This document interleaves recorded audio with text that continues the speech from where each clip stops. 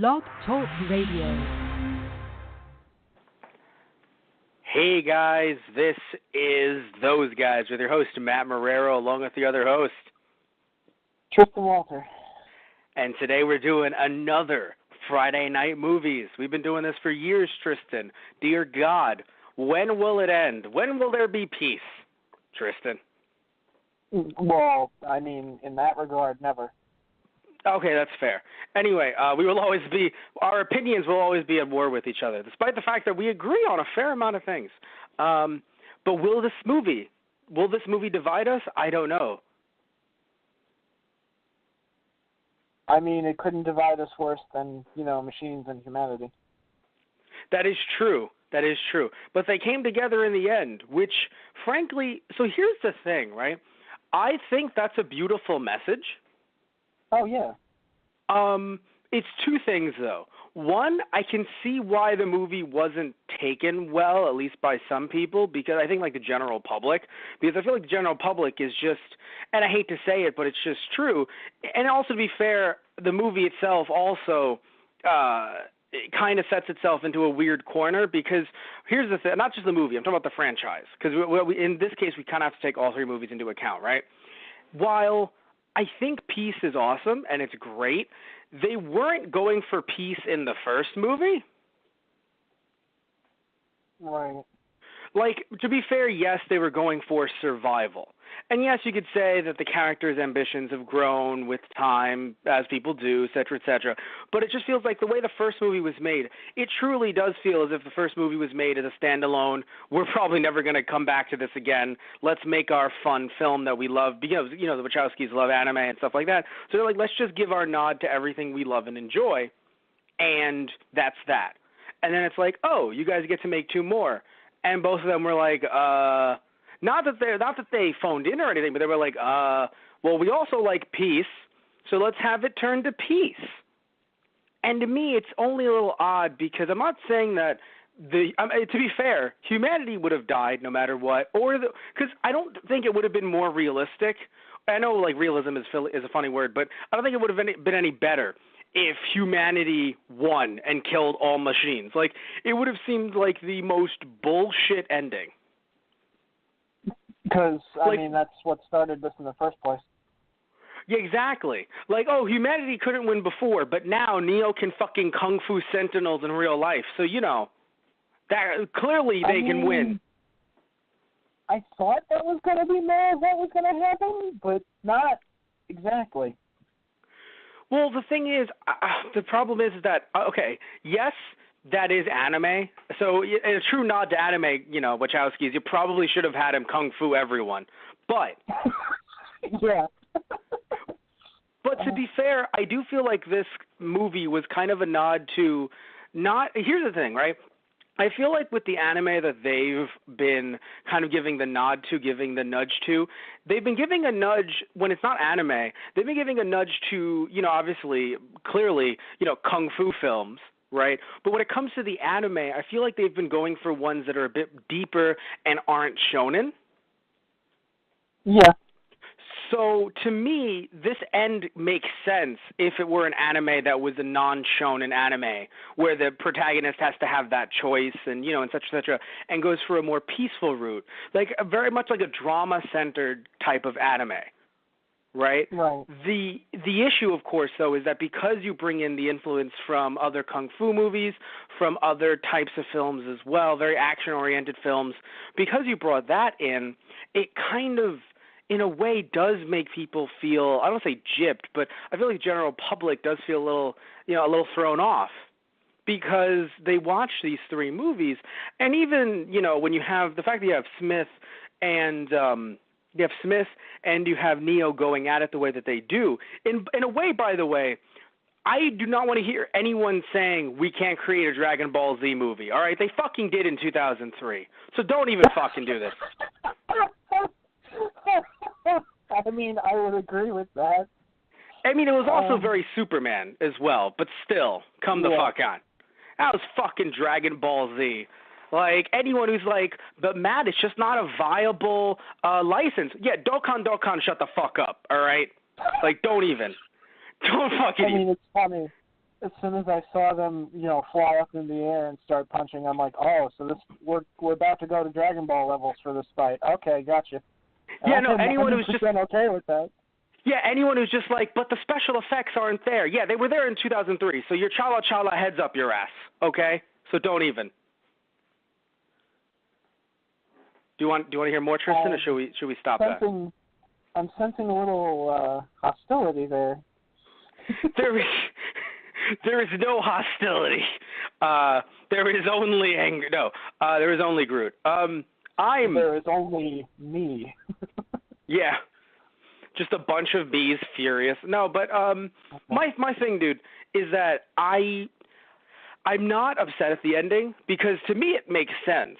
But I think if someone walks into this, not like even if they've seen the all three movies, if they walk into this and not know what it's kind of giving a nod to as its own narrative, as its own thing, I don't want to say it feels completely out of left field to have peace. But you even mentioned something, and I want to hear your take on it. Because, and of course, we're going to talk about the rest of the movie as well, guys, but just talking about the end for a little bit here.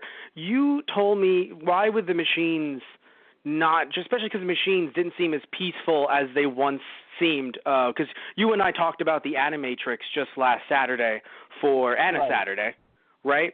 So we talked about Animatrix. So in the Animatrix, the reason why, and I'm not sorry if I'm spoiling it for you guys, but it is backstory, so it helps, add on to the lore. The reason you guys should totally go see the Animatrix if you haven't yet, though, because it really does add a lot to this movie and a lot to this franchise, I would say. But speaking of the Animatrix and the backstory that they gave in the two-part animated short that they did in there, the machines were trying to be very nice, and they were trying to actually spare humanity by putting them into the Matrix. Obviously, at this point, from what we heard from the second movie, it's the fucking like fifth, sixth version of the Matrix. Humanity doesn't know that shit. Humanity's just like, we were born in these pods. Get us out of here. You guys are the enemy because when we get out of the pods, you try to murder us. Right. So there clearly was some miscommunication. I'll say that much, Tristan. There clearly was some miscommunication. So at that point, where we are right now in this canon, so yes, there needed to be, I don't know, it just felt as if, and you told me it felt odd, because why would the machines just be so, not nice, but come to this compromise? Yeah, so please tell me what your thoughts were, because you told me that through text. The only reason I feel odd about, because, okay, so Neo had to go back into the Matrix to stop Smith from going rogue and taking over everything in the Matrix, taking over any of the humans that were there, and also taking over the programs. Mm. But that stopping Smith didn't really seem to me like a reason for the machines to be like, oh, okay, humanity's cool now. We'll not kill you now. Because I don't think it was just Smith who was like, I want to wipe out humanity. It's like, I mean, I guess to be fair, the machines still technically need humanity to use them as, human batteries. Yes. To keep themselves going. But yes. Well, I think basically, if the war truly is over, the idea should be, hey, humans, like the humans that are on the outside, hey, humans, how you doing, guys? Don't fuck with us, and we will not fuck with you. So that's kind of what they turned it into. Because basically what it's been for the longest time is, I don't know what the first person who woke up, we've never seen that, at least not yet. Maybe they'll, have a freaking, like a prequel someday. But as of right now, they don't have that on the table. We just know that, according to Morpheus, someone woke up, basically said, oh shit, this is not normal. And then woke other people up. And they were like, you're right, John, this is not fucking normal. And then that's kind of how this version of human civilization started. What was that? I said Civil War. Kind of, yeah. Well, yeah, it's just, it's how this started, right? So with what's going on, basically it's been, because clearly with the architect, the way he described it, in the second film, he basically said, yeah, we've gone through other versions of this simulation. Other ones, we've did this wrong, we've done this wrong, we've done that wrong, we've done that wrong. This one was just right. But, of course, people are now starting to wake up, and that's not right. And then they're fighting back against the machines. And the machines, I would argue some of them, not the omniscient one that was talking to Neo, but the other machines, the ones that look more like, have tentacles and stuff like that, the Sentinels, their main objective is, if they're asleep, keep them asleep. If they're awake, kill them. They don't have any other directive. That's just their prime directive. They only have those, that's just their program. That's it. They aren't like the Oracle, the Architect, the other programs, the ones that Neo met in the, he met in the train station, like the daughter. Yeah.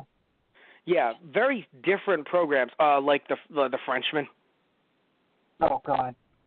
Yeah. I was sad he didn't get destroyed. Not going to lie. Yeah, he could have. That's the interesting thing, by the way. Remember this. When we saw Smith at the end, there were so many of him watching, he turned a lot of people into Smith. True. That's kind of why, in my opinion, it does make sense that the machines are like, oh, this is bad. He doesn't like us either. Oh, that's not good. Because I wonder if the machines, instead of having, I wonder if the Matrix, I wonder if some of the reason, maybe towards the end, was there were, the real world has been turned into such a living hellhole that even some machines went into the Matrix, like programs, and started to take on, because you see that, that one family that Neo is talking to before they get on the train. I wonder if some treated the Matrix like their real home. It's like, oh, it's beautiful in here. We know it's a digital world, but we're programs. We can live in a digital world. It seems just like a real world to us. I thought so maybe they wanted to keep it as much as keeping, the humans alive to use as batteries. They might want to keep the Matrix as a world of their own. So they're like, Smith, stop. What are you doing? Okay, for me, I thought when they said, oh, we're this program or we're that program, I thought they were programs designed in the Matrix itself, but they can't design a little fucking Matrix for them because that would be Matrixception. That'd be way too much. So they're like, look, you make the sun work, but you can live here too and exist. Do you see what I mean? Because, the little girl made the sun rise. Oh, okay. Do you remember the Oracle was like, did you make that? And she goes, yeah, it was for Neo. Oh, okay. Shit. Also, because the parents were like, yeah, we're the electric company. And it's like, wait, what? Right. Yeah, excuse me, what? Yeah, also the Frenchman just talking about all the shit that he can do. And the fact that he can manipulate things in the Matrix itself makes me feel as if, there are basically, the machine itself, the database, whatever you want to call it, made the Matrix, but you can't just make it and make people and then leave them running around. Think of them like law enforcement, if you will. Well, they can enforce. The programs have to make sure everything is going according to code. Right, but it's happening in the Matrix, not out. It's not like their programs, they're programs that are making the Matrix work and are also allowed to live there because, yes, it is their home. So with the Smiths coming in and being like, nah, all of this is mine. And, literally, all of this is mine. And I hate the humans, too. Like you said, the machines are like, okay, buddy, slow down. Because they can't shut it down. Because if they shut it down, they can reboot the Matrix, but if they can't just be like, let's reboot it, because clearly if they reboot it, he's still a constant, Smith. They can't just be like, let's reboot all the code, because it's all him. Unless he starts putting himself in buildings, that's the only thing they can replace. Right. So, they can replace anything other than him, because he, just like Neo apparently, is some weird glitchy code. He seems to be glitchy code, but is so, God, what's the word? He's I'm trying to think of it. It's like that in a video game where, something's, part glitch, but, 99% of it is working. Right. Do you know what I mean? Like in Assassin's Creed, when like the face gets weird, but the body can still move and everything, like in a cutscene. You've seen some of that scary shit, right? Oh god.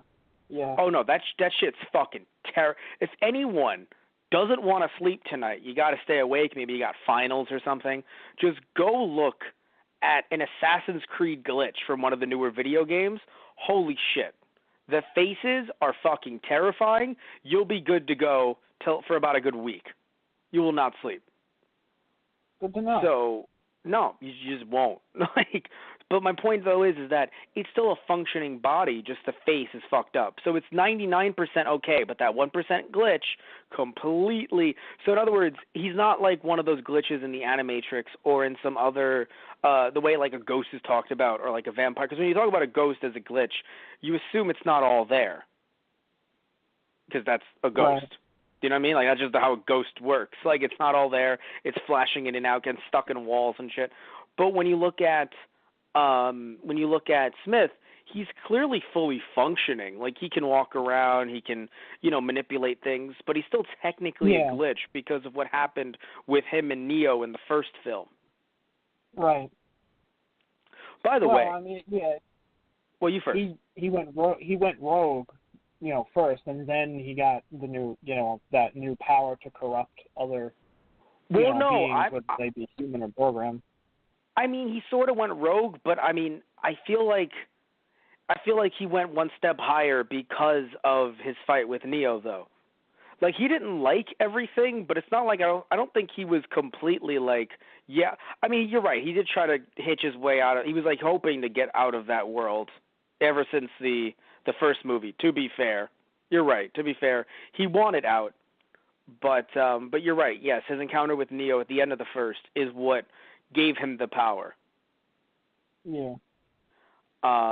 He went even further beyond.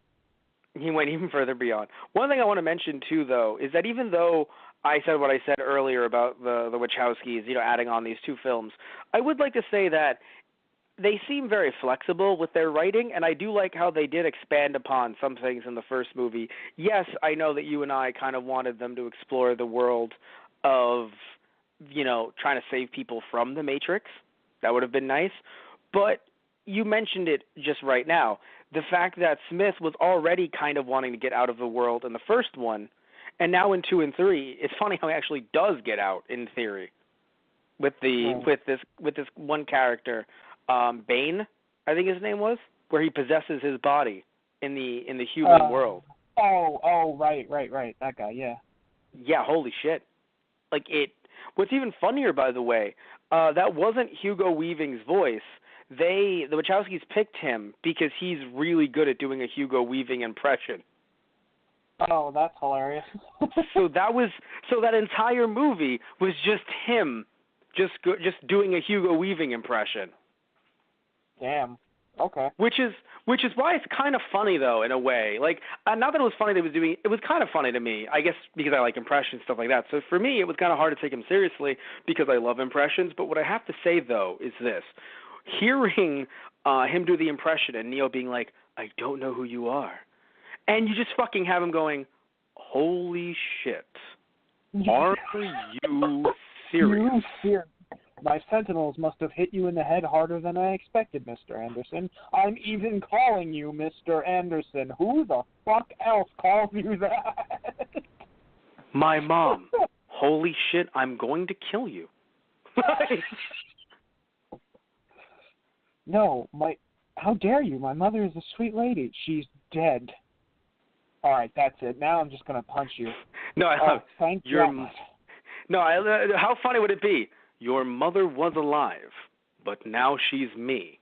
And also, your father is now me. What I'm saying, Mr. Anderson, is I'm your daddy, and I'm fucking your mom. Aren't you saying you're fucking yourself? God damn it, stop it.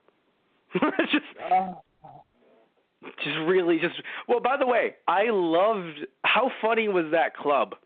And I say funny only because remember in the second movie when we were doing the review and you were like, it's like the dancing is sexual. And I feel like the Wachowskis were like, hold my beating here. Yeah. Oh God. Yeah. No, I Took loved a it. page I out of laughed. Mad Max. That one, huh?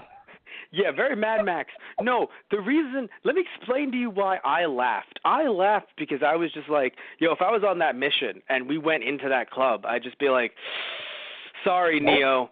That Cypher in the first movie kind of had a point. I'm just going to dance right here with these people over here. You guys go do your thing. I'll catch up. Oh God. It's like, Matt, we need you to be part of this. Yeah, no, I'm going to be part of this first, and I'll get back to you guys, though. Okay, Oh, I get then. it. You learn Oh, something I new get every it. day.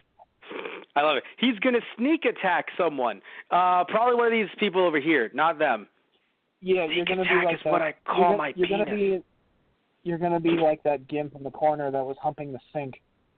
Like everyone was dancing with somebody else. He was just up against the wall, like holding this sink lovingly. It was hilarious.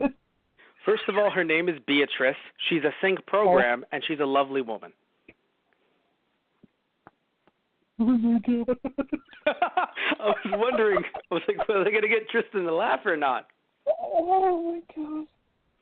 But, no, but, I mean, that dude must have been high as fuck. I mean, that's how, do programs get, oh, God. I don't know. I mean, the Frenchman seemed to be high on his own bullshit every fucking time. Every fucking time he spoke, I was like, oh my God, I just don't like you. Yeah. Also, his wife looked so different. And it's not even just her outfit. I'm not being a dick. I'm just being serious. Like, I didn't think that was his wife, at least from the angle when we were looking up at them. Was it the same woman? Or I could have It was because different. Me too, but then when she was talking, she talked about, like, she will do anything for her love. And I was like, oh, shit, that's her. I thought he would have killed her, but... Yeah, I mean, I guess, I don't know, I guess I thought it was, I mean, I don't know. I felt like from, I guess, one woman to another, she could look at Trinity and be like, no, babe, shut up. She gonna shoot you. No. Remember the second movie, though, when she went on and on about love? No, I remember, yeah. Love. I remember that whole part. Oh, you love her. Love. I was like, all right, Jesus Christ, woman. But what I'm shocked at, by the way, here's what I'm shocked at. How in this movie, I don't want to say out of nowhere, but to me it kind of fell out of nowhere, how they just kind of added Seraph to the main three with Trinity and Neo, with Trinity and Morpheus. Right. Like, it was just one of those things where it's like, the Oracle needs to talk to you. Also, Oracle stuff with Neo. Look, I'm really cool. And I feel like I never get to hang out with you guys because I'm with the Oracle, and she's great, but she's like a whole different person now. By the way, the fact that they included that into the plot was super interesting because no movie ever does that. And this was the one movie where I'm like, you could actually discuss it in the plot. So that was very interesting, the fact that they discussed that they sadly had to recast her because of the passing of the original actress who played the Oracle. Right. The fact that they discussed it in the movie itself, I was like, oh, damn. Yeah. Because, like, what movies do that? I've seen, like, none. Like Marvel movies, they haven't done that many recastings, but like when they do, they're just like, oh, hey, Rhodey, hey, I'm just another black guy. I'm the same one from last time, don't worry. It's like, is he really? Oh, yeah. That's what I'm saying. Same thing. I can't mention another recasting because it's someone who, it's a spoiler because movie just came out, but there's another recasting. I'll talk to you about it later, Tristan, because you might have not known it was a recasting, but I'll talk to you about it later. I'm thinking... if there's any other recastings I can think about in Marvel. Warriors 3, Heimdall. Not Heimdall. What am I saying? Not Heimdall. It was the heavy warrior. The one who was like, do not mistake my appetite for apathy. Okay, man. Do you remember that one? He was the heavy one who had red hair. He wore red. Actually, fuck, you haven't seen Thor. Never mind. God damn it. Yeah. Fucking shit. God damn it, Tristan. Fuck. Another person in the Warriors 3 was also recast. So recastings happen in Marvel films, not super often, but it does happen, right? So when when we see that happen either in a Marvel film or really in any film from 1 to 2. I mean, it happened in The Dark Knight with Bruce Wayne's love interest from the first to second film was recast. Business as usual. Right. Normal, and again, I'm not saying that they have to make reference to it every time in a tongue-in-cheek way, but it's just interesting here how, because of the fact that, she's a program, they included that into the plot. Right. So that was interesting. I'm not saying more movies should do it, but I think this was the best one to do it. I mean, how do you feel about it? Yeah, no, I mean, I think it worked very well for them to be able to describe it that way. Yeah. But still, I don't know. I like Seraph a lot, by the way. He's really cool. I like him as a character. And I guess it would be, and I got to say, it would be odd for a guy with his abilities to not be involved in the fray in some way, to just be standing next to the Oracle for, like, the entire film. Yeah. Well, because, I think even the Oracle said to him, like, look, you got to go help them. It's like, no, but I'm here to protect you. Seriously, there's going to be no one left if you don't go with them. Yeah, no, I'm not saying it doesn't make sense. It just kind of like, for me, it came out of nowhere because the way the second film ended, it kind of, okay, so even though this film picked up exactly where the second film ended, there was still a kind of sense of what the fuck is going on here, even though I kind of understood-ish what happened in the second movie at the end. Do you know what I mean? Like, it's supposed to be like this happens a minute after the second movie, and I'm like, does it really? Because I don't know what the fuck's going on. Right. But, because they introduced, that's the interesting thing. They introduced a lot of new ideas in this movie that, do you think they were wrapped up? How do you mean? Well, introducing the idea, because yes, they've talked about programs and stuff like that, but introducing the family of programs and the idea of love and the idea of, of just these things, of karma, and a very interesting thought of they're just words. When you attach a meaning to a word, then that word means something, right? I guess you could say that they're just trying to be ways of humanizing the program so that Neo understands that the Matrix doesn't just consist of Smiths, even though it's funny how it did at the end. But you know what I mean? It doesn't just consist of Smiths. So I guess you could say it did that, but I feel like it did in a way. I feel as if it was like the Animatrix that introduced that one plot where it's like there's people on the outside just hanging around, existing. And it was just like, wait, I want to know more. Right. Do you think they needed to wrap that up, or do you think it would? Doesn't matter.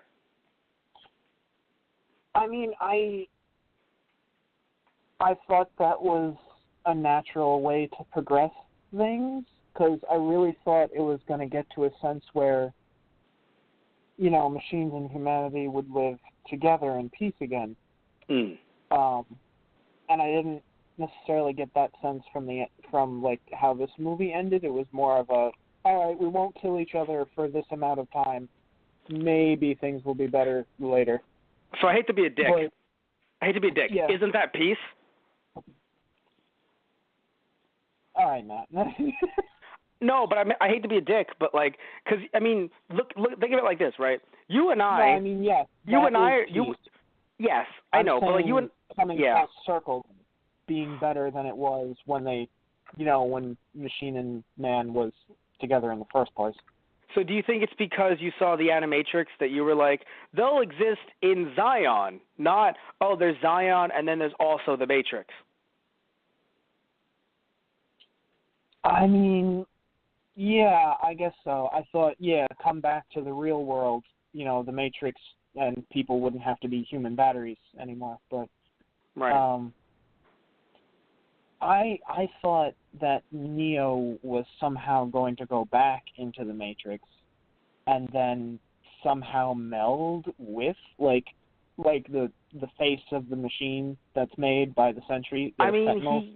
At the end there, I thought they were going to kind of, sort of, but I thought it was going to be like a fusion in a sense, kind of like how he was talking to the counselor in the second one. They were talking about that, symbiotic relationship of, we can't live without, the other. So there would be there would become a being that was both man and machine, and show them that they did need one another. I think they did that, just not in the, because that way that you're describing, the way that you're, no, because I'm not saying the way you're describing is bad. It just costs a lot of money. So yeah, that's true. Because the way Neo was able to control the Sentinels and everything on the outside, I thought that was what he was leading up to. You know, he was going to become half and half of each. Right. But right. Well, what I think happened is, I think definitely his code, at least in the Matrix, being corrupted by Smith the same way that Smith was corrupted by his code seemed to make it so that he was half man, half, I guess, machine code, with the way he could use it in real life, with the way, I mean, granted, he wasn't supposed to, because he could still see, even after Smith blinded him, he could still see through the lights, you know, but that, I don't know, that felt more kind of mystic to me in the sense that he could sense all life in all its forms, in a way. I don't know. Sort of. I mean, he couldn't sense Trinity with her. I mean, I'm sure they did it for dramatic effect, but they definitely. Yeah, that's he because didn't seem dying, like he could. No. He could see Trinity, but he couldn't see the things in her, which was odd. At least it felt like he couldn't, because he's just like, Trinity, what's wrong? Neo looked down. What do you mean? You're right there. Wait a minute. No, half of you is over there? Oh. Yeah. Oh. That's what I thought it was going to be, because the way, like, when they crash landed, I thought, I thought she was split in half, and I'm like, oh, God. No. Neo, don't turn around. Neo, don't turn around. No, I think and then she said, I'm here, and I'm like, how? Basically, here's what I think that they did, at least in my opinion. I think that if there was something very gory, they were just like, yeah, we're going to try to not show that. I mean, it's funny, though, because they did show they showed the captain's face that was cut up, and I was like, oh, shit. They show people getting skewered by the machines throughout all movies. Well, when I talk about gore, okay, there's a difference between getting skewered by a machine and getting sliced in half or getting your head decapitated. Impaling is fine. Sliced in half is too much. No, I said yes. Impaled, being impaled is fine. It is, though. Like, the gore in being impaled versus being sliced in half, like, you have to pretend that the wound was, cauterized? Yeah, what, you mean for, like, Star Wars? Yeah, well, I mean in general, like, that happened to Neo's eyes. That's why he wasn't bleeding out the eyes. Yeah. He was just, electrified. He was burned, yeah. Yeah, no, the reason why I'm saying it, though, is because if you slice someone in half and there's nothing that burns to, like, stop, your guts are going to fall out. Yeah, that's fair. That's a lot more gory. That's a lot gorier than I was skewered, especially because the way these movies are, I feel like a slight skewering is okay. A slight. It's when you get hit with, like, 3 tentacles, and it's like, oh, no, you're dead. You're fucking dead. I mean, she got hit. Well, yeah. I mean, most people got skewered by one, and it was directly through the chest. Yeah, the bit machines different. are pretty damn efficient. I mean, that's their prime directive. Yes. I mean, yes. Information. How funny would that be, right? Oh no! Like, there's like one machine just like the kid that Neo saved. There's like one machine that they're just like. That, like, there's like a machine captain that's just like, hey kid, come on, you got to do this, and he's like, I'm sorry, I'm just 6 minutes old. Oh my God. And it's just like, well, you know what? But I want to go out there and fight them. The humans don't care if I'm 6 minutes old or 6 hours old. And the machine's like, all right, you're damn right about that, and just lets him go out. But he's just a constant. To be fair, though, that kid was not a fuck up in this movie. That was awesome. Like, he did a damn good job. Yeah. Yeah. One thing, though, I think is funny is that, I don't know about you, but I noticed that he got jacked. And it's so funny how, to me anyway, in this movie, he does not look 16. So when he said he was 18, I was like, yeah, he's 18. It's like, I don't believe that, son. And I'm like, wait, are we actually doing this, though? sorry, I'm 16, sir. And I'm like, you were 16 last movie when you were a fucking twig. Right, yeah. No, like, last movie he was a twig, and in mere minutes, I'm sure there was, like, we didn't see him. Actually, no, we saw him around the end, I thought. So, like, in mere minutes, Yeah. he just went from, like, oh, no, I am but a twig, to a fucking JoJo character. No, not that far, but... Yeah. Be careful But who you make fun of in middle school. Yeah, right? I mean, hell, in the Animatrix, that kid was just line art. I'm kidding. Yeah, oh my god. but, no, but, They should have but given no. him a skateboard. They He fucking should should have. have. He Sentinels by himself, Jesus. He would have fucking wrecked shop with a skateboard, but I understand why the Wachowskis didn't. I understand why they didn't, but my God, he would have fucking give that kid a skateboard and he's the one. Fuck Neo. Yeah, right. There you go. He would have skated through Zion. Yep. Straight by into the way, machine complex and just, destroyed it there. It would have shredded so hard that they wouldn't have been able to comprehend it. Just exploded. Yeah. And the machine would have been like, that's too rad. Exploded. Exactly. Kaboom. Yeah. Fucking the Smiths would have just been like, I cannot believe how tubular that was. Fucking Hugo Weaving saying tubular. Sick moves, bro. Sick moves. By the way, so you may have noticed, and many people who are listening in who watched the movie may have noticed, Niobe was talking about how she saw the Oracle a little bit. Like, right. She mentioned, like, oh, the Oracle said this to me, and, yada, yada. Now, Yeah. I'm sure many people probably think, well, of course she saw the Oracle once in her life, because so did Morpheus. Yeah, right. She actually saw the Oracle in the Enter the Matrix video game that I keep on referencing. Well, there you go. No, but that's what's so interesting about this lore and about the fact that the Wachowskis are apparently huge gamers, love games, and they actually really enjoyed getting involved with the creators of Enter the Matrix and the other game. It's like, I forgot what it was called.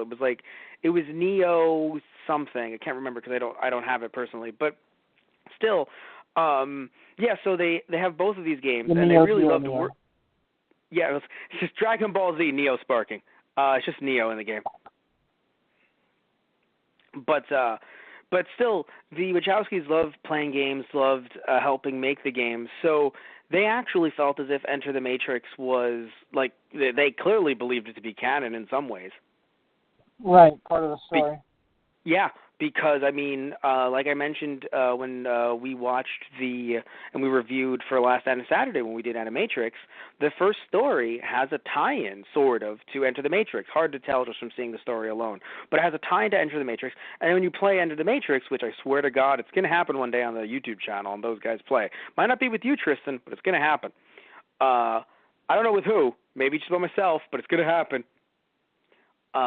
It's going to be you, and you, and you, with you, starring you, co-starring you, special guest you. Don't even, Tristan. You know I will. I know you will. Well, you'll have to infect, how many people did I say? I don't know, man. But it'll be great. It'll be fan-fucking-tastic. But what matters is that, yeah, and apparently Niobe also saw the Oracle in the game, which maybe I remember doing because I played the game a very long time ago. So I actually don't remember if I got to that part of the game, but it did happen. So right. Yeah, apparently there's also a Matrix. I don't know if it still exists, but it was called the Matrix Online, which the Wachowskis literally said, "This continues the story. This is canon." And I was like, "What?" Oh, huh. So I mean, I think I've heard about that. I don't think I ever heard about that till reviewing for this podcast or for these podcasts. But still, yeah. So my question to you, though, Tristan, is we've been talking about the ending and yada yada. Do you think this is either the worst or the weakest out of the three movies? Yeah, actually. I kind of enjoyed the first two better than this one. Here's the thing, though, right? I think it's the weakest.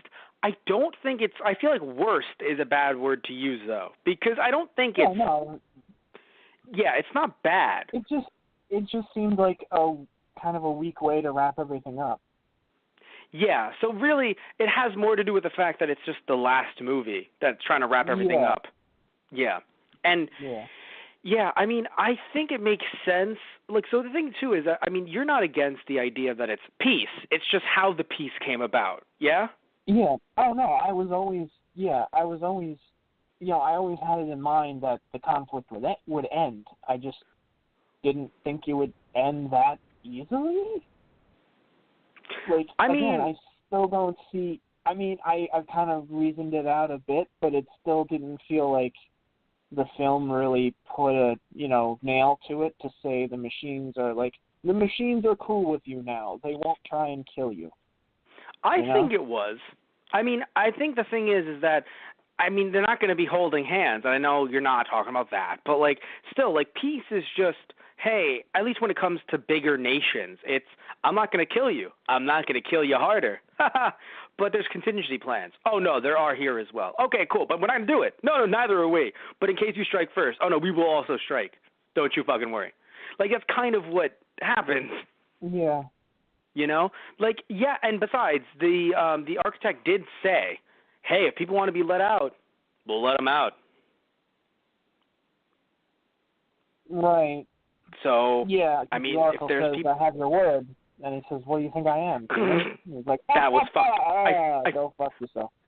First of all, that was funny, although I do believe that might be bigotry. But it was fucking hilarious. Yeah, I mean, then again, considering how everything started, I guess I can't blame him. But yeah, right? Yeah, right? It's just like, excuse me, what have we ever done to you?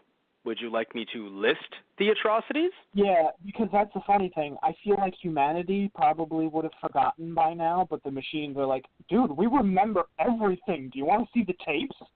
I don't think so. Really? Because they're direct to VHS. I can pop them in for you. It's $19.99.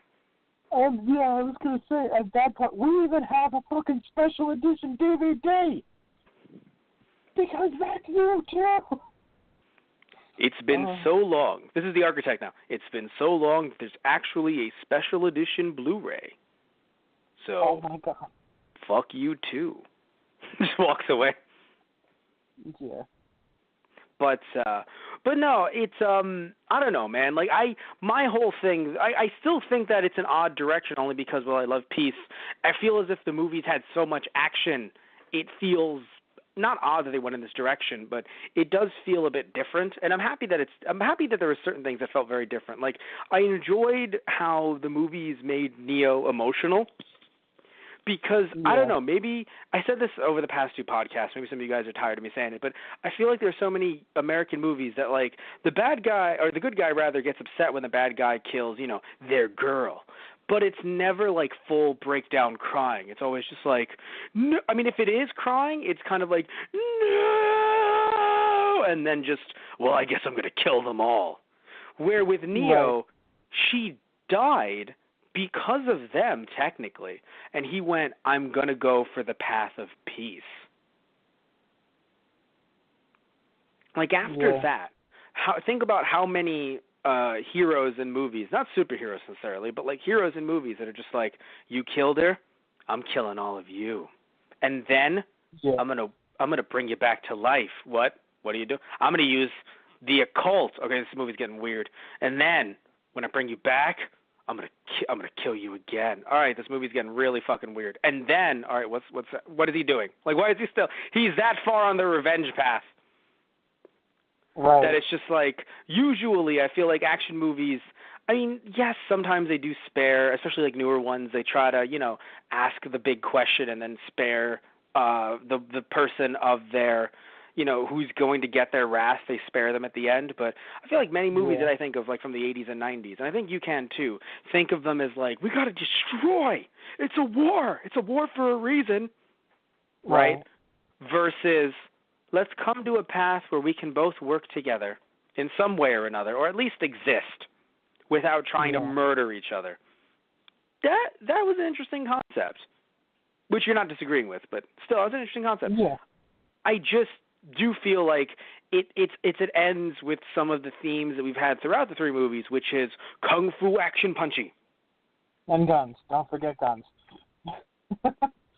Exactly. We're like, talking about some other shonen anime, and I don't know why I'm bringing in shonen, because again, I don't think these shonen anime accurately reflect the anime that the Wachowskis were thinking of when they picked this out. But even something like Dragon Ball Z. I think they are a little bit. No, I mean, I truly believe that they were going for kung fu live action, not kung fu like Fist of the North Star. Right. That's what I mean. Like, I think they were going for kung fu, like not even just Bruce Lee, just other wire fu. Although back in the day it wasn't. Actually, no, there was wire fu. Yeah, like other wire fu movies versus going for Dragon Ball Z's martial arts. Right. I'm not saying I don't like it. I'm just saying that I feel like they were not going for that when making this movie. I mean, it's funny. Dragon Ball Z fights, yes, we think about them when they were flying. But to be fair, I also could think of Superman and other superheroes that have, But what I'm trying to get at, though, is when it comes to like Dragon Ball Z, why I want to bring it up here is because, yes, while you had some times where Goku was like, hey, listen, I'd rather not, but I will if I need to. Right. It's I don't know. It's a bit different than if if Goku was like, listen, Jiro, or listen, Cell, I know that this could go terribly, but what about maybe you and I come to an agreement? That would be odd. Yeah. Mid-fight or end of fight, you know what I'm saying? And again, not a one-to-one, but still there are other people. Okay, here's a good one, right? I mean, technically, Goku did sort of do this, but if he went to do it even harder, when he's sparing Frieza after Krillin, went kaput. He tried to in some ways, but it was kind of out of way of pity, where it's like, dude, I've completely beaten you. Not like we actually both have something to gain here. Yeah. Imagine if we went from the Namek Saga to the Tournament of Power. That would be weird. I mean, yes. Well, to me, it would look more like we go from Namek, the end of Namek, to all right, we've punched each other enough. Frieza still has a full body. So does Goku. No one's dead, dead or dying. Just we've punched each other enough. I think you can go now. You have Krillin from heaven being like, "What the fuck, Goku?" You have King Kai being like, "Please, not with the language." I'm sorry, King Kai. Yeah, you too. Okay, I was about to do that. But that's the thing. Yeah. So it kind of feels. Granted, I'm not saying it's wrong. It just definitely was something that was different, and I think maybe too different. I actually want to look at the box office grossings, because the reviews weren't terrible. I mean, some were saying it was the weakest, but the reviews weren't the worst. But at least from what I remember. But I know that the general public. I mean, did you hear anyone talking about this movie when you were? Because I know you only saw it 5 minutes ago. Yeah. I mean, I feel like I might have heard people talk about it, but I wasn't sure what was. I knew it was maybe The Matrix, but more other than that, I didn't know. Yes, because you mostly, other than maybe some memes, you were really, and this is a good thing, sheltered from a lot of The Matrix. Oh, right. The ending theme that played as the credits rolled. Finally understood where that was from. Because I've heard that theme before, and I'm like, I have no idea. It was the chanting and everything. Oh, okay. And I'm like, where have I heard that before? Let's see. The budget was $110 million, and to be fair, the box office was $427.3 million. So while I do believe it's the lowest grossing out of all three, quadruple its budget is nothing to fucking laugh at. Right. Yeah, exactly. But let's see here. In North America, it grossed over $139 million and approximately $429.7 million worldwide. So that's interesting. So $139 was U.S., or at least North America, and the rest of it was worldwide. Right. Let's see. So to be fair, it quote unquote didn't do as well. Interesting. Okay, because I mean, it still made over its budget, but it's the idea that when you look at everything else, it's world. Because the reason why some people might not understand why am I, what am I saying? Like, oh, but it made 427 million worldwide. Yes, but when you take worldwide into account, that's the reason why Pacific Rim, the first one, had some issues because it got a lot of money worldwide, like in China and other places, but the original production company doesn't get the full amount. Unless it's, or at least a big amount, unless it's U.S. Right. So in other words, you can look at this and be like, wow, they got most of their money worldwide, so therefore overseas. Therefore, it's not the full, 300 or 200 plus million. It's, I don't know how much the percentage is. I don't know their exact contracts, but I have heard that it is not as much as the 139 million that they got in North America. So that's one thing to look at as well. But yes, so it technically did well. That's good. But yeah, so I have a question for you. Were you misled in a way? I mean, I don't think I was necessarily, maybe a little bit. Were you misled when you saw the end of Reloaded and they showed clips from the next movie? No, I don't think so. I think that's from those clips. I mean, I think the big thing that stood out from that was, Neo going up against Smith, that, for the last time. Yeah. So I think that kind of delivered. Good. Did you think they waited a bit too long to do, like, the Bane reveal, especially after we waited most of the last movie, and then it came up at around maybe, like, 45 minutes? 47 minutes in. I mean, I'm not saying that was going to be a bigger deal than it was. I mean, he did kind of screw them over almost entirely. But yes. Well, he only screwed over 3 people. Like, they made it seem like he was going to kill Zion. When he set off the EMP, he kind of fucked up with the fence. And then he killed the medic, and then he went after Neo and Trinity. I thought he was going to be able to, I'm not sure why I thought this, but I thought he was going to be able to spread into other people like he did in the Matrix, but I guess that was just code-wise. Mm-hmm. So I thought it was going to be a lot worse than, it's like, no, I just got a physical body, now I can murder Neo out here in the real world. I'm like, oh, well, that's bad too, but not as bad as I thought it would be. Yeah, I feel like it's not as bad only because, Neo is so big that, like, it did – I didn't think he was going to be able to go into other bodies because I think that would have been too much. Like, I thought Neo kind of had a bit much, like, God powers here. If he had that, that would have been way too much. But that would have been full-on anime to me. However, I do think that I thought he was going to try to, like, assassinate more people, not just Neo, especially because I thought – I mean, maybe it's just me, and, I know technically you could say that the way the second movie went, it kind of overrode this plot point from the first movie. I thought they were still trying to go with the Neo isn't the one, but anyone can be. So Neo's powers, not that I thought Neo was going to, like, die or anything, and they were going to switch over to someone else, but, like, anyone has that power, so Neo really is just, like, he's powerful, but he's not, like, the one powerful, but he totally seems to be, though.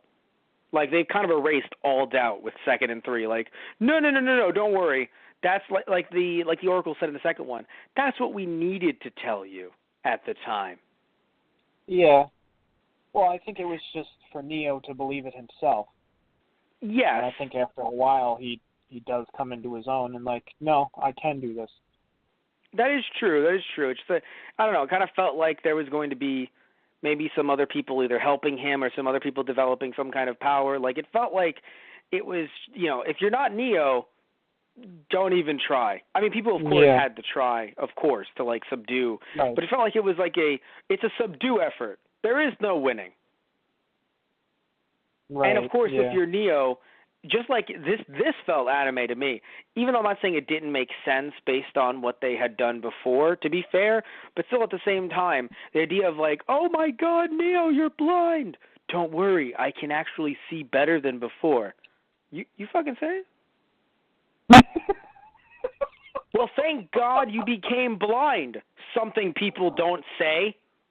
Oh my God! Why do all I could picture was just Link from the crew, like hearing him say that, and just exactly how you said it just now. You serious? Are you fucking serious? I could picture it 100% actually. Like all I could see would be like Morpheus just like, you grow impressive, by the minute, Neo, and just Link like, is everyone fucking serious right now? Yeah. You have the kid. I knew Neo could do this. Did everyone Right. really? Was it just me who didn't know? I guess it's just me. Shit. Yeah. But yeah, so I do feel as if that was rather odd. Again, yes, they showed, it was shown that he could do some crazy things in the Matrix, so kind of like why can't he do them in real life? Because again, he's just that cool kawaii desu. But it just felt so odd. Sugoi, it just felt odd that, it's kind of like a thank God you went blind moment, because if you didn't, we'd be screwed. Yeah. You wouldn't be able to see the machines. Yeah. It's funny, to be fair. Like, I thought the opposite. I thought he was gonna get, like, superpowers in the real world, because it seemed at the time, it just, to me, was like, so how the hell else are they gonna pull this off? I think what's weird with me, though, is they went, in some ways they went too late, where it's like, oh, Neo can't fly, which I understand. I know it would have been too OP. So he can't fly, but thank goodness, again, we have to say the phrase, thank goodness you went blind. Because otherwise, he would have been seeing normal. He wouldn't have been seeing gold everywhere like it's fucking El Dorado. Oh, my God. But you see what I mean, though, right? Like, because he went blind, that's how he achieved his superpower. I guess. Well, because if he didn't go blind, he wouldn't have gotten the power. Like, it's interesting, too, because I think about, like, the Oracle, and it's just like, you can see things that happen outside the Matrix, too? What do you mean? I went blind. Oh, shit, Neo, I'm sorry. Holy shit. Oracle, you okay? No, I can't see outside the Matrix. Oh, my God, Neo. Oh, God. No, but seriously, though, it, apparently she could see outside the Matrix, too, I guess? Because, man, did some of those prophecies come true, even though she should not be able to see outside that purview. Yeah, right. But, things have happened, I don't know, 6 times the charm, I guess? Or 7 times the charm? Yeah, right? Why do you know so much about me? Well, because there have been like 5 of you. Whoa. Oh, yeah, no, the other 5 said that too. Yeah. Oh, my God. But what I was going to say, though, was, what I wanted to say, though, Tristan, speaking of, some of the interesting things, some things that I noticed from, like, other movies and stuff like that, and not like they tried, but, like, it just kind of happened. Was it just me? Was I the only one, when they were drilling through to Zion, did I think of the first episode of Gurren Lagann? I guess it's kind of reverse Gurren Lagann, but okay. Well, I don't know about, I've only seen 1 episode. I'm not talking about the people's intentions. I just mean the drills coming down. Yeah. It made me think of Gurren Lagann. The drill that will pierce the Zion. Oh, God. Yeah. And then we will destroy it. That wasn't the message at all. Yeah.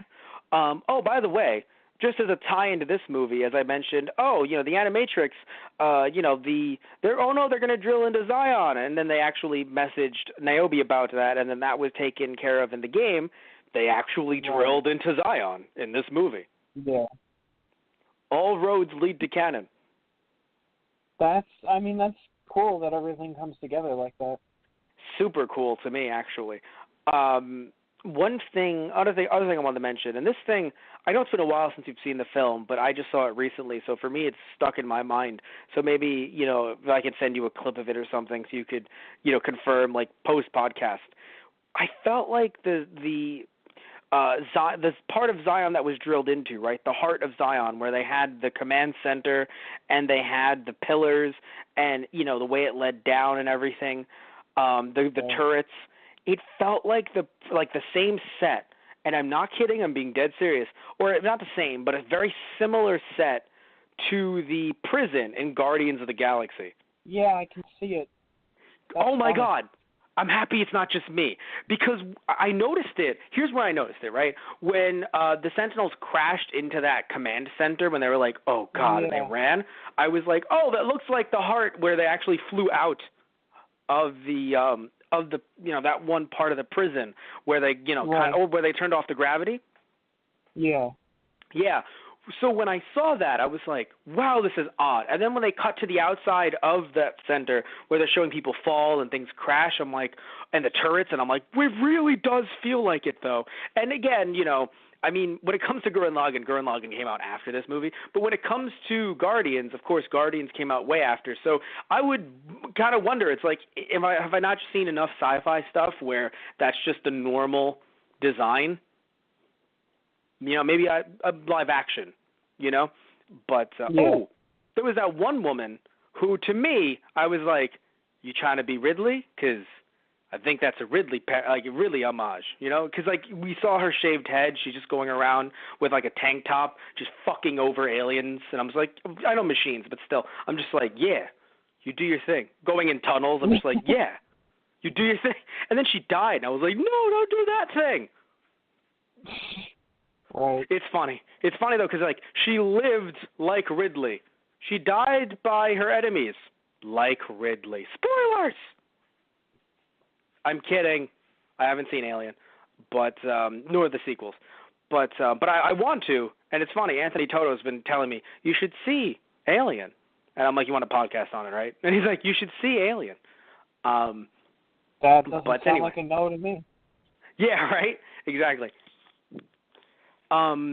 It felt, so one thing I want to say, it sucked that she died, but it felt odd when they just kind of, maybe it was a CG thing, I don't know, but it felt odd when they just had her hang there to shoot down. I was like, I know realism isn't a thing, when it comes to recoil in movies, but that's a huge thing to not have any recoil when you're at the edge of a platform. Right.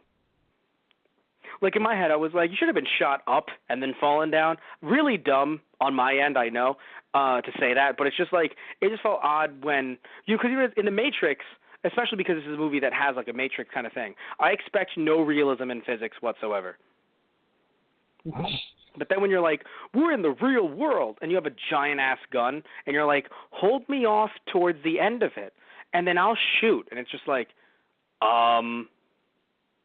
I was like, that don't look good.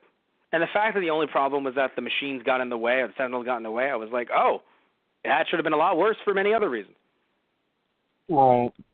Yeah. But anyway, other than that, so you thought, I asked you earlier, if this movie, you thought this movie was potentially the weakest of the three. But again, not the worst. Yeah? You'd agree to that? Yeah. Or? Yeah. Yeah, no, I agree. But what about it what about it to you makes you think it's the weakest? Because we've talked about the ending, right? But is it just the ending? Is there anything else that you think maybe it lacked, or it should have had more of, or maybe it should have had less of? It's funny. The thing that got me the most is, and the weird part of it is, the whole final battle scene. I like that a lot in other movies, but I felt like it was a little bit out of place in this series. Granted, we all knew everything was going to come to a head at some point. The machines were going to invade Zion. But just the feel of the first two movies, I liked exploring the world and the Matrix a bit more than just being the final fight for humanity kind of scenario. Yeah. The machine walkers and everything and, fighting off the Sentinels was cool, but it took up a lot of the film. Yeah, and I feel like I feel like in a way the Animatrix kind of set us up for stuff outside the Matrix, or just, you know, machine fights. I mean, the second movie did as well a little bit, but I feel like this third movie went, or not even machine fights, but also like the flying parts of the film as well, like the kind of it being like a chase scene, you know, with Morpheus and that crew, like with Niobe and the others. Cool too. It was.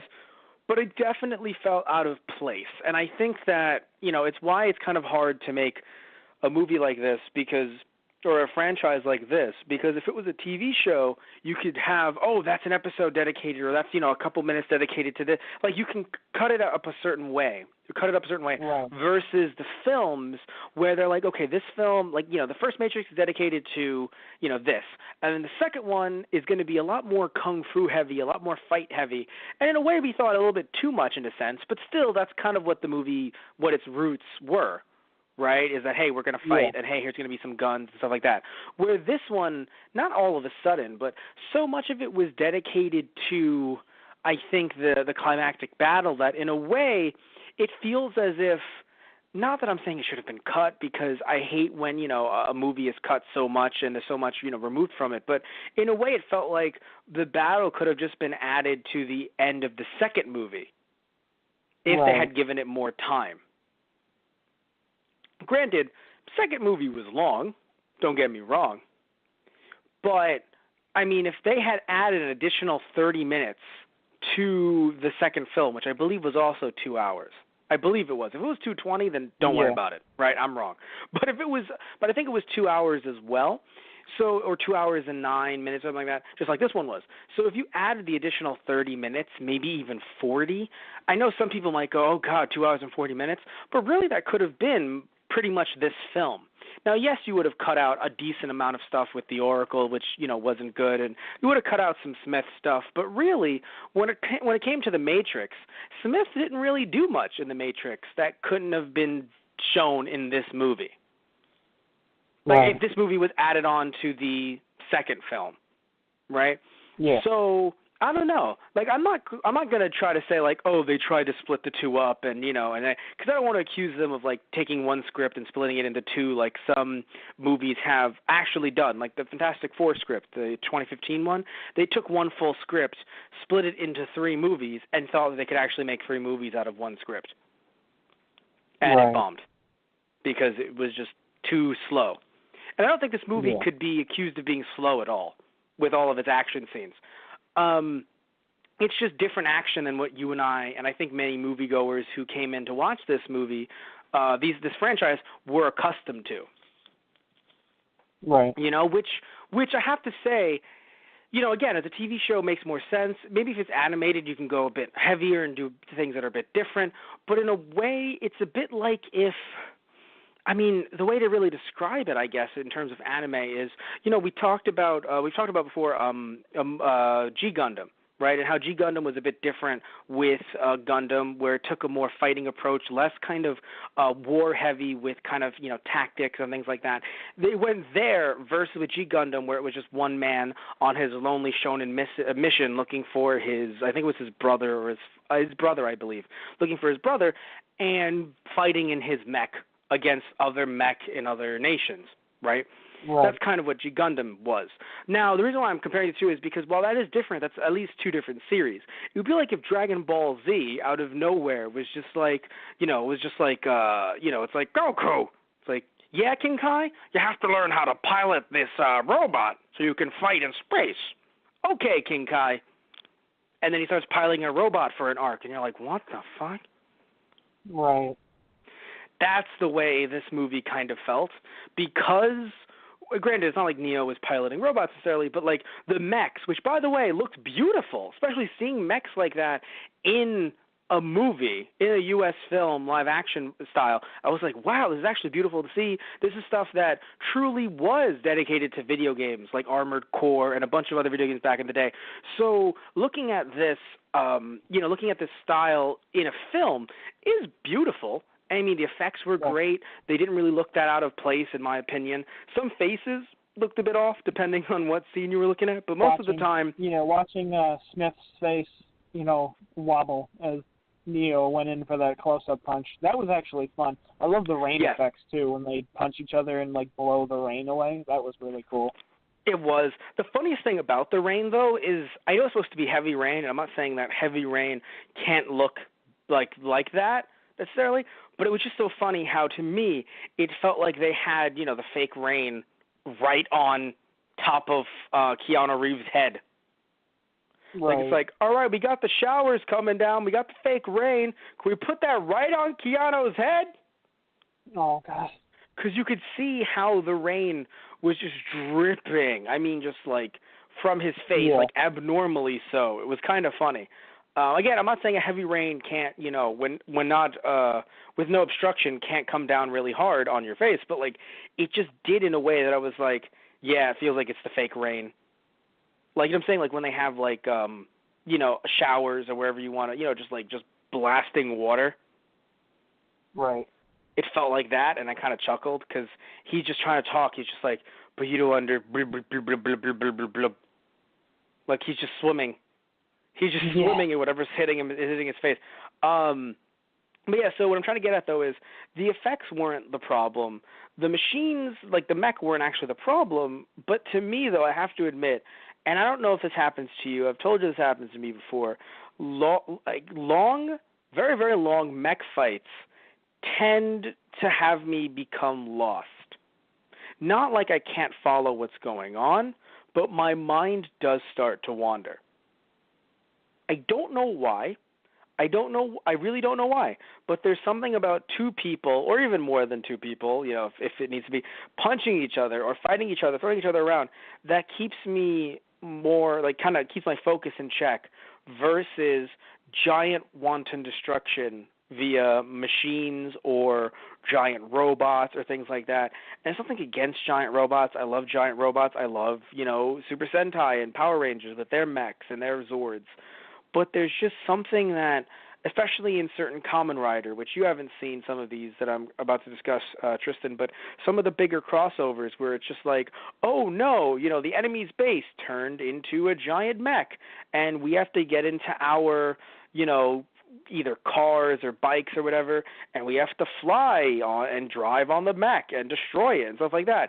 And it's supposed to be this big, huge scene, and it doesn't matter if they have their Kamen Rider small budget or a big budget like this, but from Warner Brothers. It kind of loses me a little bit. And I don't know if it lost you. Did it lose you the same way or not? No? Okay. Not at all. So you loved all of that. Because I liked it too. It just didn't keep my focus for some reason. Like I had to struggle to focus on it. I was more interested in what's going to happen to Morpheus and Niobe. Again, more focused, not so much interested, but focused on that, or focused on when they jump to Neo, like, yo, what's going to happen with Neo? Even after the Bane stuff. Although the Bane stuff was great, because it's just like, oh, good God, like he's actually going to kill Trinity. Also, I have to mention, it felt really hard for me to be interested, I guess, after Trinity died, because it felt so, like, the pain was very strong in me. So I was just like, I kind of felt odd that the movie went on for that long after her death, because I was like, no, guys, you can't do this to me.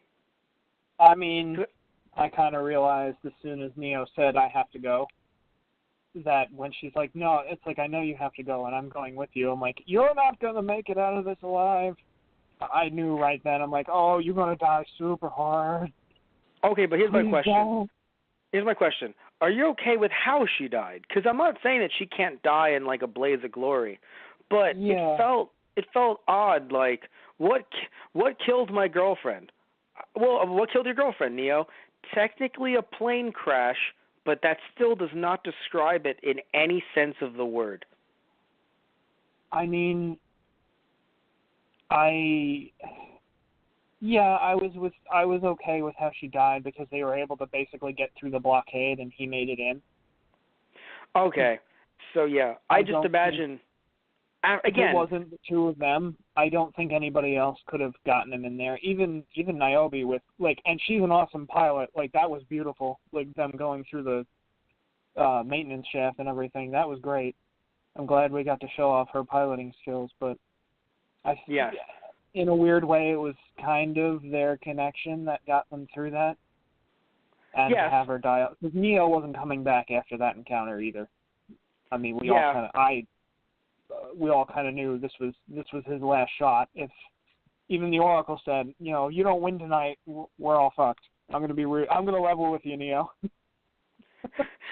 I'm gonna level with you, Neil. You see this cookie dough? Yes, that'll be humanity. Jesus, now here's a cookie. No, Oh God. that's gonna be humanity, and my hands are gonna be the Sentinels. You see how they're squishing them? You see how they're squishing? Yes, yes, I do. Please stop. Please stop. You want some candy? Will it make me forget about that? No, it will actually heighten your senses. Get that shit away from me. Oh my God. But anyway, I think it's like we mentioned earlier, like you mentioned earlier. After the first two movies, it's just, I don't know, her dying this way. I'm not saying a Smith should have killed her necessarily in The Matrix, but it just feels, I don't know. I think they got me. I don't know if this was their intention, but I think the Wachowskis got me.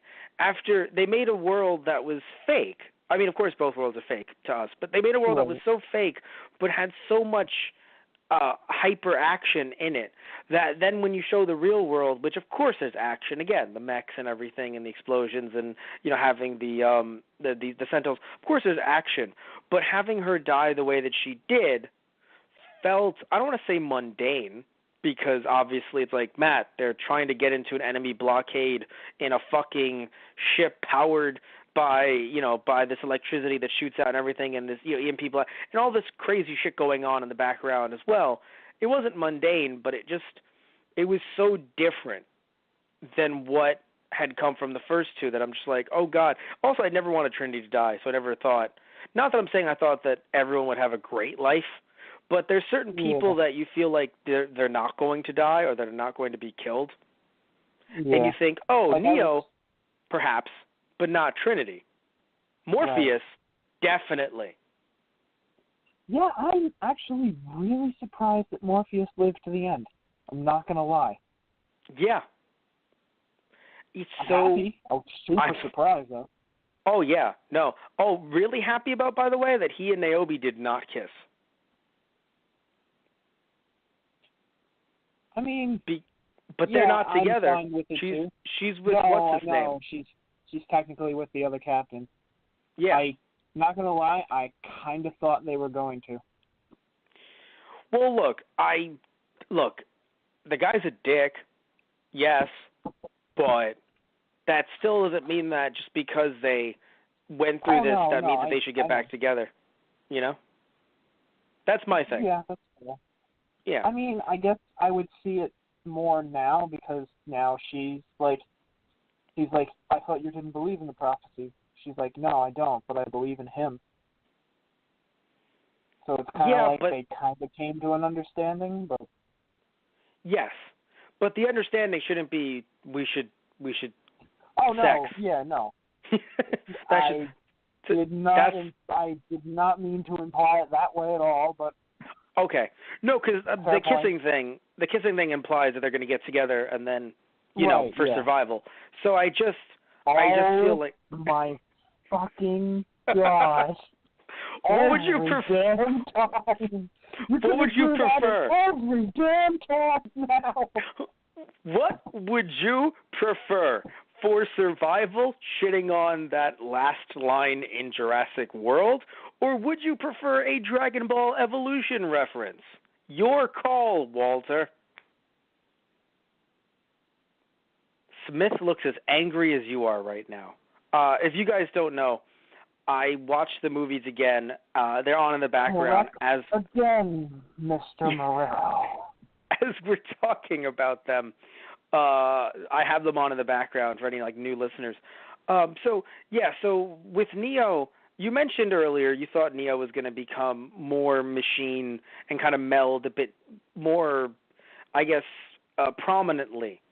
My thing is, did you think he was going to burst into light because I did not think that was the most anime thing. I was like, wow, he burst into light. And so did Hugo Weaving. I was like, that's interesting. Yeah, that was cool. I love that effect, the cracking effect, and then blowing up. That's always been cool. Yeah, also Super Christ allegory. I mean, Neo is literally there in a T position, and then the light shines into a cross. Yeah. I was like, they called him a savior. So. I mean, they've been doing it throughout the few movies, but yes, you're right. Exactly. One thing I want to say, too, as I think we're wrapping this up, unless there's something major you want to say as well, one thing I want to say, too, is it feels really odd that the kid is the one. Like, I don't know. In general, it felt odd that they're just like, the war is over. It's like, is there like I don't know. In anime, it makes sense. Like, there's this weird connection we have. But in a movie like this, it's kind of weird that it's just like, Neo, I mean, granted, I understand that it's like, well, the machines have stopped attacking, so clearly something's going on. But it's not like the machines, like, just collapsed, like they just ran away. Yeah. So in any other situation, just like they did earlier in the film, my thought would be, oh, God, why are they regrouping? Yeah, that's what I thought, too. I'm like, they're just floating there. Menacingly. But it's true. It looks like they're going to be regrouping, and for some odd reason, because this is Animu as fuck, their first thought is, oh my God, we have a connection with Neo. The world has been saved. I know it. I know it to be true. Like, honestly... I guess it was the idea that why, in God's name, would they stop now when they basically have us on the back burner? Neo's the only thing that would make sense. It's like, that's the only reason they'd even consider stopping right now. Yeah, but I have to say, though, and this has nothing to do with these three movies at all. This is just general, both horror movies and, strangely, pro wrestling. Like, out of nowhere turns really freak me out and make me think that something bad's going to happen. Not like in a sense that, like, okay, what I mean is like in a horror movie, right? You haven't seen that many, but you've seen certain ones. When you have this kid running around like, everything's okay, everything is okay. My thought is he's about to get impaled by a machine. Like, good moments like that, especially in pro wrestling as well. You've seen this, where it's like the guy's like, and your new champion, oh no, and from behind. You know, oh no, he's being tackled by so-and-so, and it's three of them now. It's 3-on-1. You know, that kind of mentality, that kind of turn out of nowhere, like, oh, everything's great. It's the end of the, oh no. So in this case, when the kid's just like running around, he's just like, Neo saved us. And everyone like takes a second, but then everyone in unison is like, woo, we believe this kid. Like, some people know him, but not everybody knows him. Some people are like, who the fuck is that? Yeah, pretty much. That felt a little premature as well. It's like it's like the Sentinels are still like, if they floated back up out of the the holes the diggers made, I might get it. But they're still floating there. What I'm saying is this too: if Morpheus came out and was just like, Neo has done it, and everyone would be like, oh shit, we know that guy. Fuck yeah. Right. Yeah. Exactly. Yeah. That, I don't know, like, I felt odd about him saying, oh, the war is over. It's like, this is a ceasefire at best, in my opinion. We know the war is over. But as far as they know, it's a ceasefire at best, yes. So I think that's, again, it's really hard to wrap up something like this. I'm happy that there's more of it, because I will admit, I think The Matrix still would have been as big as it is even with the first movie if there was never like a second or a third one. But it's still, I think, I don't know, I don't think these, now that I'm older and I'm watching them now, I personally don't think that these two ruined the movies. Like, in other words, I feel as, like, I don't know, like, yes, they could have been different, don't get me wrong, but I don't think that these two ruined The Matrix. Right. Well, because when I was a kid, when I was younger, I thought that these two were kind of iffy, and they really brought down the quality of the first movie. And I know that we're saying that the first one is the best, yes, but when I say bringing down the quality, I mean like, oh, this franchise was great, and now it's not. Like I don't, like I know you don't, I'm trying to think of how to, because it's hard because like a lot of movies that you see, a lot of franchises that you see, you really do enjoy, and there aren't that many that really bring down. Like there isn't a Star Wars movie that I've seen that I've gone, no, that really brings down the entire franchise. And I know it's like, but Matt, the prequels, and it's like not really though. I've heard people argue that Return of the Jedi does that for the original trilogy, and I'm like, you serious? Sure. No, but it's a bit harder too because with Star Wars they spread them out. So like I'd have to say like, oh, you know, I don't know. I'd have to say that oh God, I'm trying to think. Like it's hard for me to do it. To say like, oh, this ruins New Hope if it's like the newest film or if it's like the prequels. Right. Because they were really so far apart. Do you know what I mean? Right. But with this film and with these films, I just don't think that they really bring down. Like I don't think it's like, oh, this would have been better if it was only The Matrix and not Reloaded and Revolutions. Do you know what I mean? Or do you think differently? Do you think that maybe it would have been better if they just axed these two and just did the first one? I mean, that's kind of hard to say because that's what I'm saying too. It is hard. Still, like, left me with so many questions, but like 2 was, was good, and I mean, like we said, 3 feels kind of the weakest as to wrap everything up. But well, I'll say this much to you then: 1 left you with a lot of questions. So, like I said earlier, do you think they were answered? Or do you think they only answered their own questions that they wanted to and kind of left a lot up in the air? I guess I'd probably have to watch the first one again to say absolutely sure, but probably left more questions, probably only answered the ones that needed to be. Yeah, I mean, I just really wish... Yeah, I mean, look, I admit that I have too many questions. Totally admit that, right? Like, we don't need to see every, like I don't need to, even though this would be cool, I don't need to see, like, a TV series and think, oh, wow, this is The Matrix, and actually learn that it's, like, Incarnation 3, and be like, wait, but that means, oh, no. Right? Like, they're all gonna die. So, like, I don't need that, right? I don't need to learn about every single incarnation of The Matrix up until this one. But at the same time, I would like to, but I don't need to.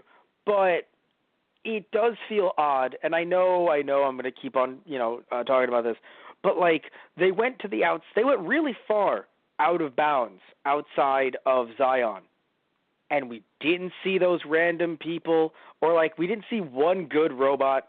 I'm sorry, not robot, but like one good Sentinel. I wanted to see him. Right. I don't know, man. Like nobody talked about other people being on the outside at all during the movie. Maybe it's in the game or in the games, right? And plural. But it just seems so. I don't know. Like it seemed like they needed to just answer the one question, which is how do we stop this? Which is the obvious question, right? But because of that, because they revved it up so hard, they kind of like the way 1 was made. It was made, I think, with different questions in mind.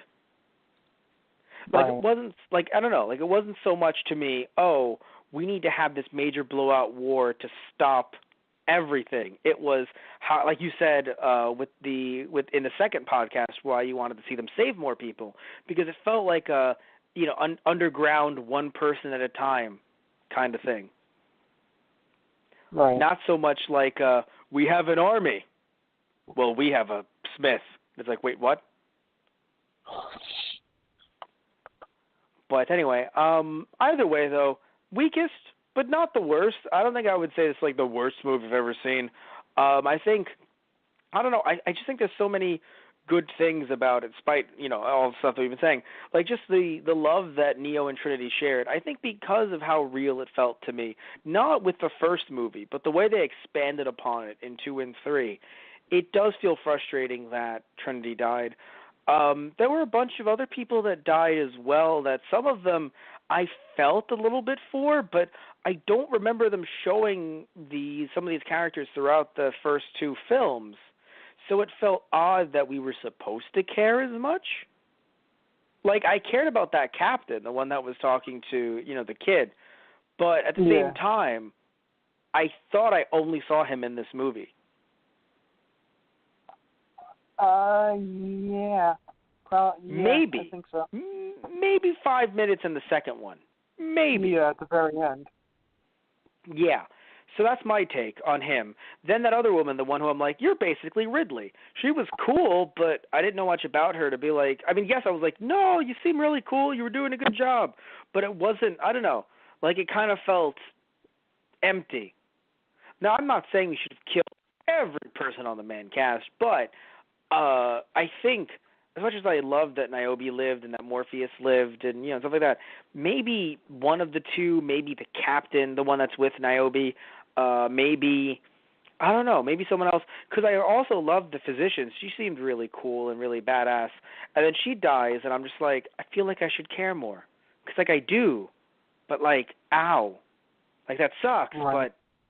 But what's going on? I don't know. It felt more like, oh, dude, instead of oh, no. So, right. anyway. Anywho, anything else you want to say before we wrap this up? No. I think that's about it.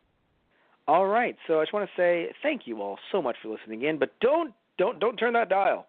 Don't X out of that window just yet, because I want to ask you one big question, guys.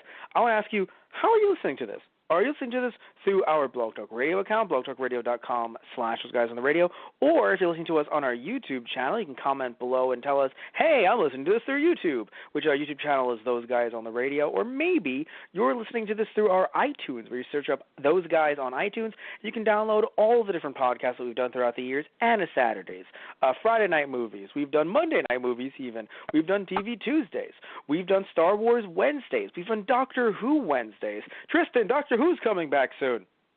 Ish. Gasp. Oh, well, Gasp. yeah.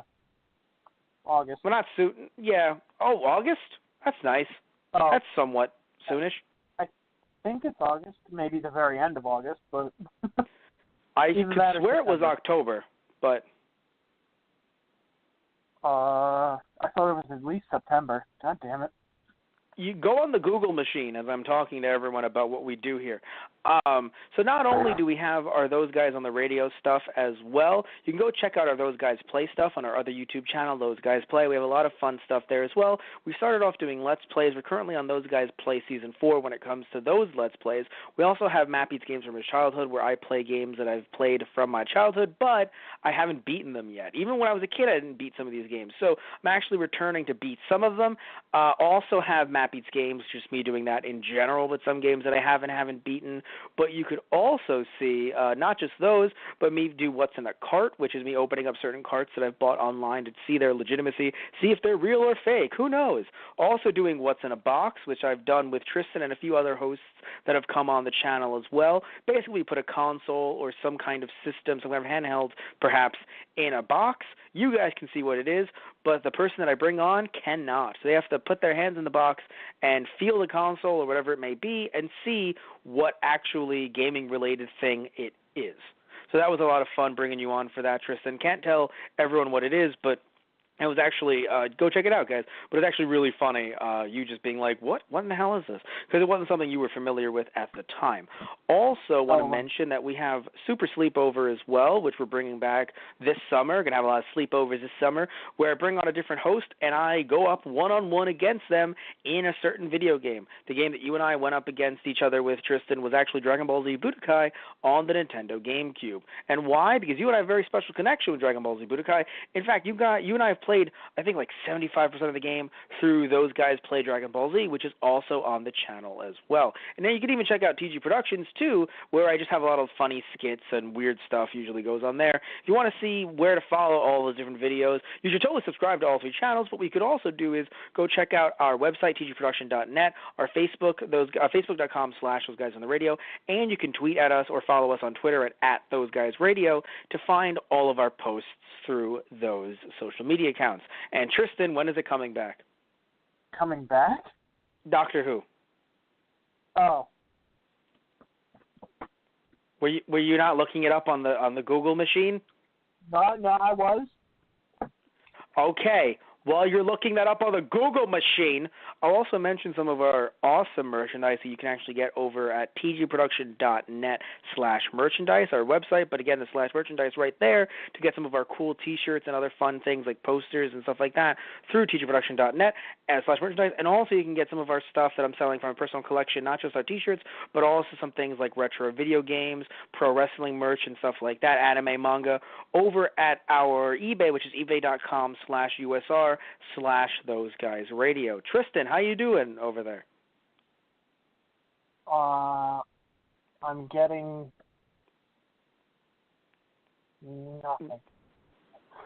On when Doctor Who is coming back? Autumn is the closest I've seen. What is the closest you've seen? Autumn. Okay, which autumn means September. Well, technically the end of September. Fair. Okay, so then October is not crazy. No. There you go.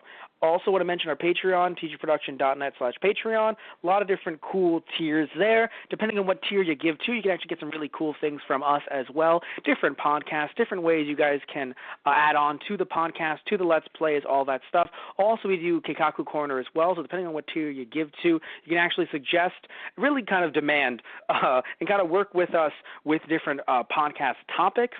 Keikaku Corner is actually a weekly show that Tristan and I do where we talk about different anime/manga /video game /Kickstarter even, and tokusatsu news, where we actually release one clip a day. Where do we release it, Tristan? On our Those Guys on the Radio's YouTube channel. I don't know why I finished your sentence, Tristan, but you knew where it was. Yes, Tristan? You know where we put our Keikaku Corner podcast, right, Tristan? Of course I do. Of course because he does. I am also you. You corrupted me and turned me into you. That sounds about right. That's usually what I do. Anyway, thank you all so much. Love you guys. Take care and say goodnight, Tristan. He's coming for the rest of you. Prepare. I mean, watch our content. Yeah, I am.